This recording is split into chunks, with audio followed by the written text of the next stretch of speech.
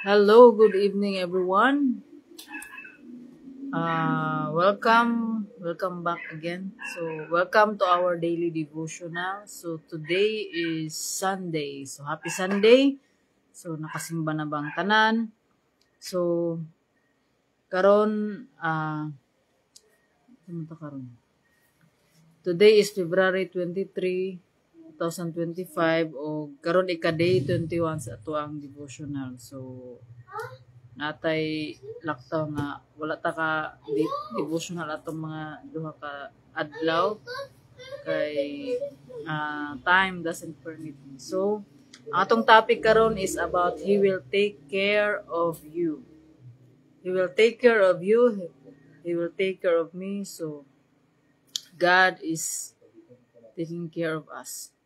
So, ang atong word nasa Proverbs chapter 29 verse 25 nga nag-ingon, fear of man will prove to be a snare, but whoever trusts in the Lord is kept safe. So let us pray. Father God in heaven, we glorify your name. We honor you, Lord God. You are our King. You are the owner of everything. You are our Creator. We are nothing without you, Lord God. Forgive us, Lord, for the times that we commit sins, Lord God, against you. Lord, we are nothing without you, Lord God. Help us, Lord God. Cleanse our hearts, Lord, from unrighteousness. Tanggala, Lord God, ang mga dili maayo, Lord God, na dili kami makaampo, makadayag liha kanimo. Kundi og bag-o ang hunahuna, Lord God, na may mong sama sa hunahuna ni Kristo. Nga kahibalo sa imong kabubuton. Lord, we are nothing without you, Lord God. Ikaw among panabang, Lord God. Giyahay kami, Lord God, sa kanunay. Puna kami sa imong balang Espiritu, Lord God. Sa imong kaalam, Lord God. Kaya kami lamang limited, Lord. Help us, Lord God, to share your word, Lord God. Ngayong i-reveal ka na mo karong gabi na, Lord God. Help me, Lord, to be your speaker, Lord God. Sa imong mensahe, Lord God, ngayong ipadayag, Lord, nga you will take care of us, Lord God.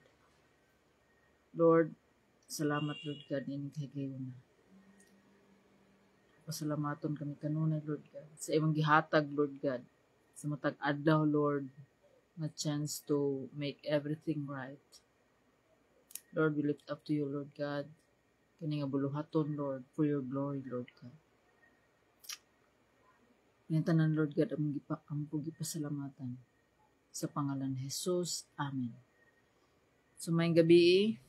So, again, God will take care of you. So, God cares for us.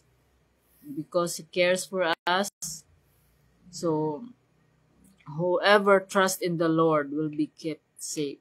So, the Bible tells a story of Joseph. So, he had a lot of brothers who were jealous of him, and they sold him as a slave. But Joseph worked hard, and God kept him safe. Then someone lied and Joseph was thrown in jail. But God took care of him there too. Finally, Joseph got out of jail and saved an entire country and his whole family too. How did Joseph do these things? He trusted God even when things were pretty hard. Even when you can't understand what God is doing, trust Him anyway. He will take care of you. So, how do you think you would feel if what happened to Joseph happened to you? Could you trust God to keep you safe? So, there are many things that we don't understand. So, kung ato ang pagsalig naa sa Ginoo, so ang Ginoo mao gyud ang ato ang gisaligan, ug wala nay lain pa. Ang Ginoo mao ay magbahala kibali sa tanan. So, ang maghan-ay sa tanan. So, mao ni nga sa story ni Joseph. So, usa ni ka story sa Bible nga ato ang pamalandungan na God causes everything to work together for good for those who love the Lord. So, sa mga tao nga sa mga taong nahigugma diha sa Ginoo, nga ang focus naa sa Ginoo, ang pagsalig na sa Ginoo, walay malas, walay swerte. Tungod kay ang tanan adunay katuyuan ang Ginoo. So naay mga gialaw ang Ginoo nga mahitabo sa ato ang kinabuhi, nga mao nay maghatag kanato og pagtubo sa ato ang kinaiyas, ato ang karakter. So usahay makasinati ta og mga dili maayo, mga challenges, mga problems, but God allows those problems nga atong ma-experience kay para mahimo tang strong nga pag moabot ang mga uban pa nga problema nga pareha ni adto nga mga problema, dili na ta basta nga nga matumba, kundi musalig ta sa Ginoo o makabarog yun ta, makadaog gayud ta. So mao na nga unsa man ang makuha nato niini nga kini karong nga gabi una ang Ginoo nagtudlo kanato nga dili nato ibutang ato ang pagsalig sa mga tao. So usahay we have fear of human opinion. So kanang being overly concerned with what others think can hinder us and disable us. Usahay ko ang atong magyunahuna kung unsay iingon sa mga tao. So dili na ta free nga makahimo kung unsa ang gipabuhat sa Ginoo sa atoa, kay ang atoa mas concerned ta sa iingon sa mga tao. Ilabi na katong mga tao nga wala wala ta kaangay. So mao tong mga tao nga wala pud kaangay sa atoa. So we need to please God than human. So kay ang ato ang kinabuhi wala dili para sa tao kundi para sa kahimayaan sa Ginoo. So if we know our purpose, so atong purpose to love God with all our heart, soul, mind, and strength. So dili ta angay mahadlok sa mga tao, sa opinion sa tao. So mao ni nga kung hanay ang ato ang relasyon diha sa Ginoo, ato pong relasyon sa tao hanay usab, tungod kay ang balaod diri sa yuta gikan man pud na sa balaod sa Ginoo. So God will take care of you if we will put our trust in Him. So placing our trust in God provides us safety and security. Kaya nga naman, if God is with us, who can be against us? Siya naghimo ka nato. So, mao kini nga karong gabi una, ang Ginoo nag-remind ka nato nga He will take care of us. So, dili ta mahimutang control by the opinion of others, so that can hinder us for growing. Dili ta motubo kay napuno tag kahadlok sa tao na hinoon, kundi atong ibutang atong focus on pleasing God rather than seeking human approval. So usahay nabali na noon, dapat ato ta sa Ginoo nga maoy tag-iya sa tanan, maoy source sa tanan. So siya lamang ang ato ang i-please. So kung makahimo ta pag-please sa Ginoo, mo follow na ang sa tao. So kini nga atong i-recognize ang Ginoo. So whoever trust in the Lord is kept safe. So atong i-recognize ang pagkagamhanan sa Ginoo, atong ilhon ang Ginoo. Makaila lamang ta sa Ginoo kung kanunay ta tuon sa iyang pulong, nagaduol, nagaampo, nakig-communicate sa Ginoo. Natay relasyon diha sa Ginoo. Ang relasyon nato sa Ginoo is dili lamang ni nga kanunay ta nga makig-istorya, kundi listening pud ni siya, pagpaminaw sa pulong sa Ginoo. So dili lamang nga ang Ginoo mo ay atong istoryahon, kundi ang Ginoo pud makig-istorya kanato pinagi sa iyang pulong. We should recognize that God is in control. Let God be God in our lives. Dili kita ang Ginoo, kundi kita hinimo sa Ginoo. O atong tuuhan ang iyang mga saad, that the plans and promises of God our good. So, are for our good. So, ingon pa sa Jeremiah 29:11, for I know the plans I have for you, plans to prosper you, to give you a future and not harm. So, wala nagplano ang Ginoo og kadautan nato kung dili tanan para sa ato ang kaayuhan.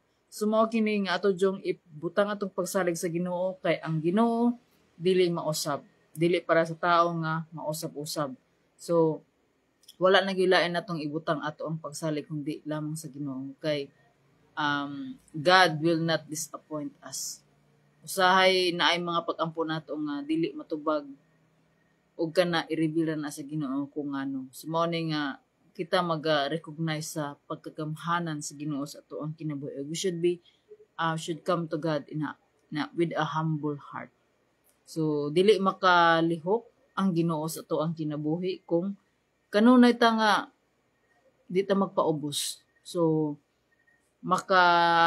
makalihok lamang ang Ginoo kanato kung aduna tay pagpaubos. So a humble heart nga atong i-recognize ang ato ang pagka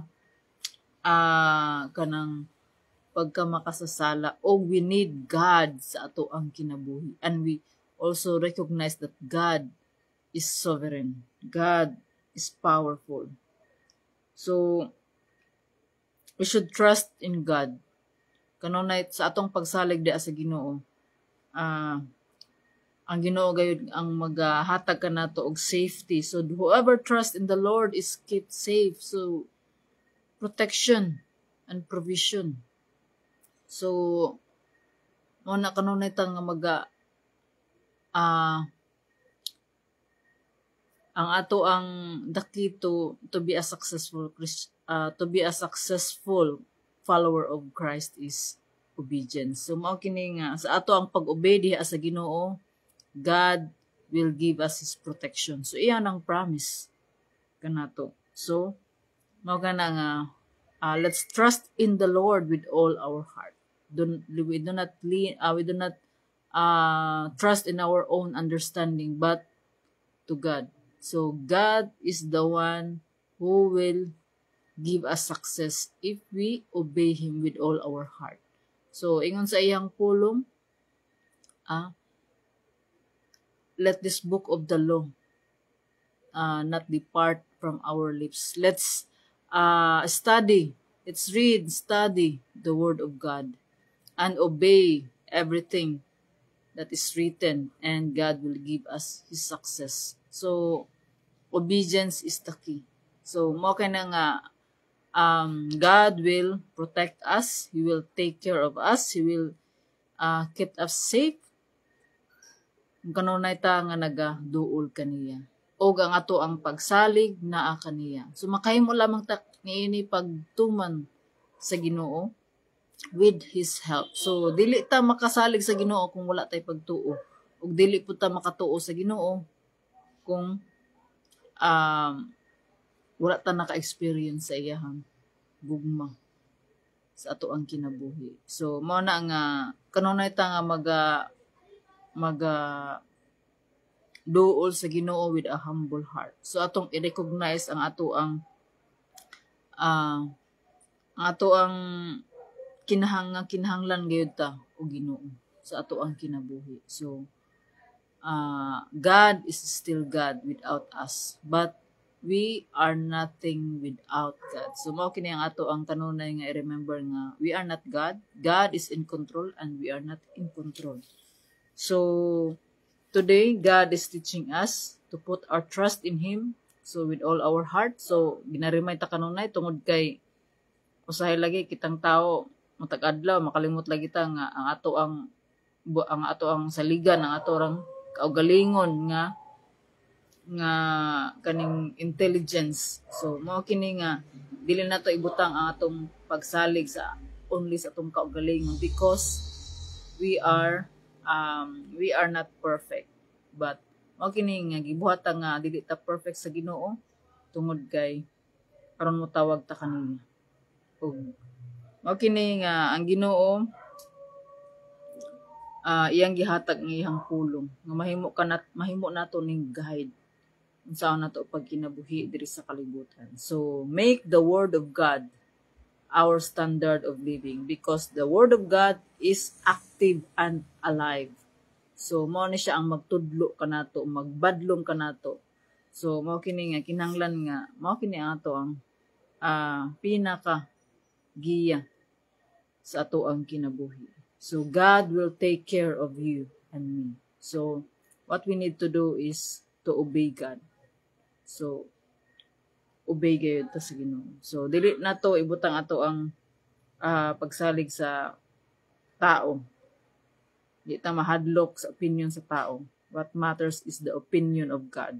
That God knows us. So unsaon man na nga ilado ta diri sa kalibutan pero wa ta nailhan sa Ginoo. So mao ni nga our life here on earth, we're just temporary. So wala ta kay balo kung kanus ratataman. So that's the reality and that's the truth.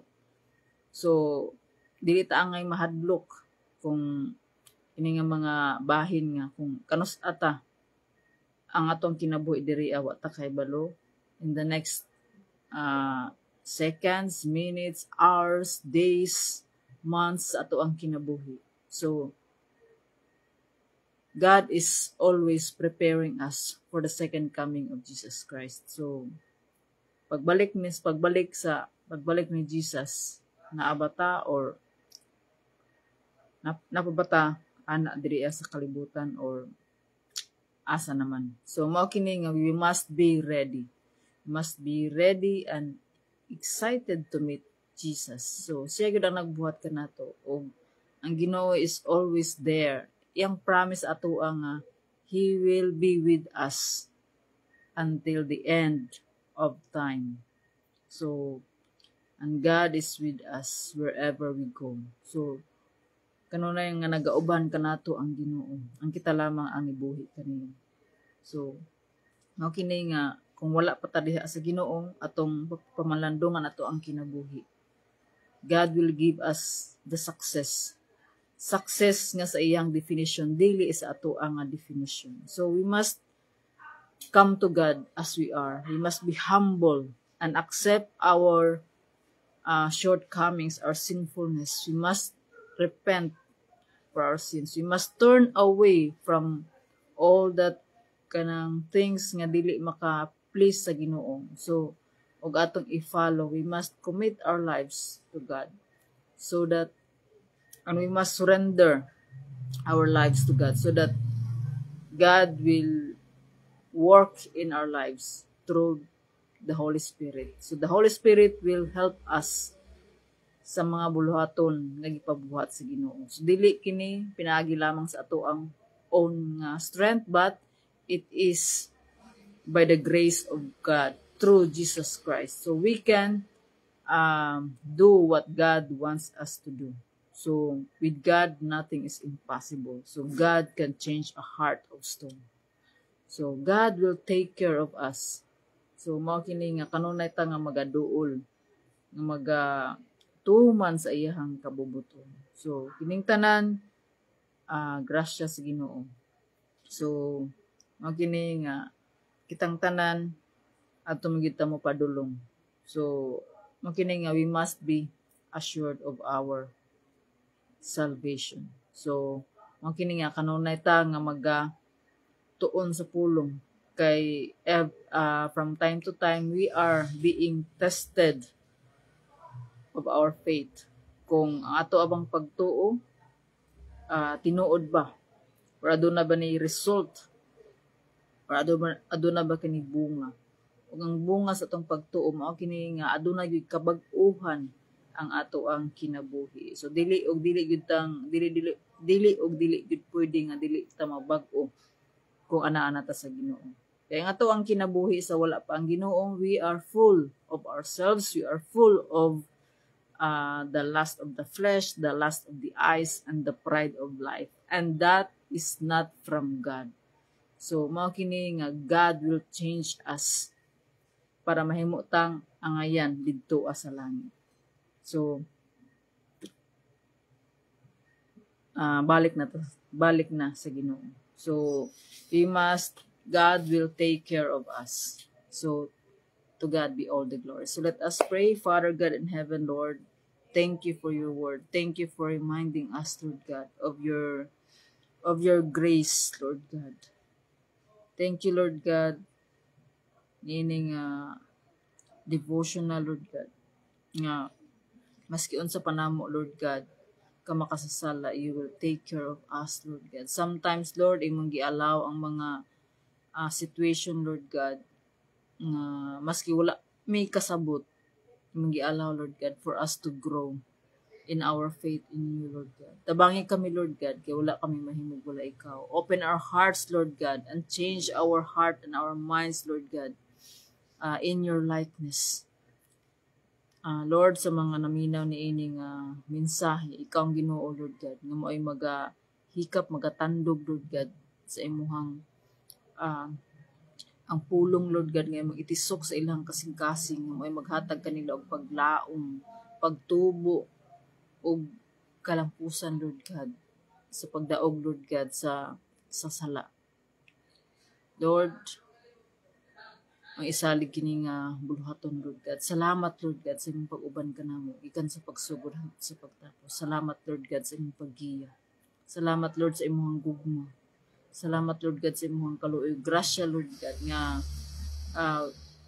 nahimo kining possible, Lord God, nga makashare sa pulong, Lord God, nga makahatag og paglaom sa mga naminaw. Lord, tanang dungog himaya og mga pagdayo, kanimo lamang. Ning tanan, Lord God, na akong giampo o gipasalamatan sa pangalan ni Jesus. Amen ug amen. Mayong gabi, good night, God bless, and see you tomorrow. Bye!